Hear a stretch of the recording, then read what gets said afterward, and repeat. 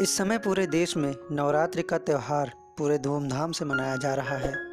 नवरात्रि के 9 दिनों तक माँ दुर्गा के अलग अलग स्वरूपों की विधि विधान से पूजा की जाती है और माँ के अलग अलग रूपों की पूजा करने से भक्तों को माँ सुख और समृद्धि से भर देती है। अपने भक्त के एक छोटे से प्रयास से ही माँ प्रसन्न होकर अपने भक्त की झोली खुशियों से भर देती है। वहीं उसकी एक छोटी सी भूल भी कई बार माँ को नाराज कर जाती है। भक्तों का यह निरंतर प्रयास रहता है कि वह कुछ ऐसा काम करे जिससे माँ हमेशा उस पर अपनी कृपा बनाए रखे। लेकिन क्या आपको पता है कि आपके किन गलतियों से माँ दुर्गा नाराज हो सकती हैं, जिससे आपको उनके क्रोध का सामना करना पड़ सकता है। तो चलिए जानते हैं कि हमें नवरात्रि के बचे दिनों में क्या क्या काम करना चाहिए।